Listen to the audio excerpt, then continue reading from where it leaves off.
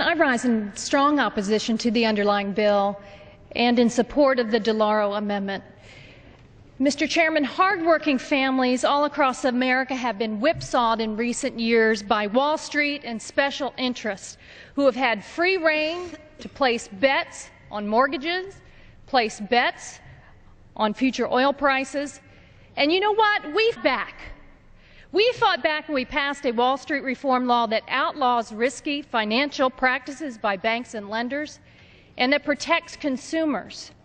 Taxpayers should never, ever again be left on the hook for Wall Street's reckless actions. And yet my GOP colleagues propose to do just that with this bill, let Wall Street off the hook and put consumers and our economy at risk again. This bill significantly cuts the Commodities Future Trading Commission. The CFTC is a major piece of the landmark Wall Street reform law because the law put cops back on the financial beat into areas where the financial industry was left largely unsupervised. And you know who suffered because of that? American families suffered the firsthand consequences of an unsupervised and unregulated Wall Street. And now they're proposing a real double whammy to the American family because my GOP colleagues are pairing their push to put consumers at risk and threaten their economic security with their GOP plan to end Medicare as we know it and undermine retirement security. I would have hoped that we would have all learned the lesson and that you do not return to the policies of the past that led to the financial meltdown and the economic hardship for all Americans. But it appears that some have not learned that lesson. And you have to ask why. Why are we trying to go back to the same policies that led to the meltdown and led to such pain all across the country that started back in 2007? Well, I'll tell you why. I have an article that was published during the debate of the Wall Street reform legislation. It is dated December 8, 2009. The headline reads, "Republicans Huddle with Lobbyists to Kill Financial Reform Bill."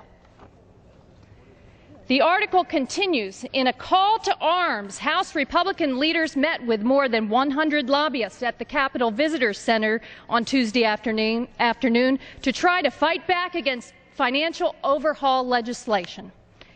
Now, in another article written during the consideration of H.R. 1, the headline reads, "Industry looks to derail Dodd-Frank enforcement."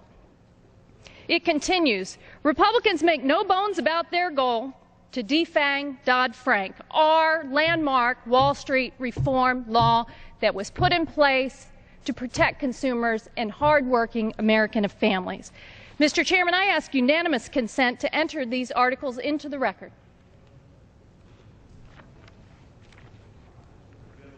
The gentlewoman's insertion will be covered under general leave. Mr. Chairman, we need to ask ourselves, who is being represented here in the nation's capital? Do we come to this House to represent the people, or do we come here to represent the special interests and the high-flying financiers of Wall Street who have already caused so much damage to this economy? The financial meltdown caused many people to lose their life savings, their pensions, their homes. I've had 6 foreclosure prevention workshops since 2008 in Florida.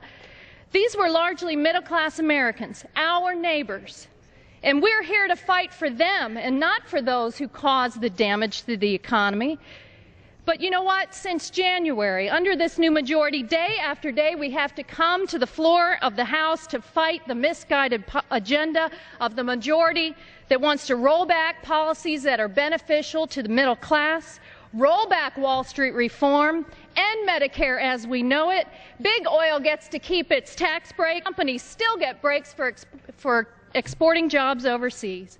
Meanwhile, the GOP majority has not brought one bill to create jobs across our great country, and instead thinks it's wise to undermine the economic and retirement security for American families, end Medicare as we know it, and roll back consumer protections under Wall Street reform. Take the cops off the beat. Mr. Chairman, I think it's time for representatives to represent their neighbors back home, to get their priorities in order. represent these hardworking American families and put their interests before the special interests on Wall Street.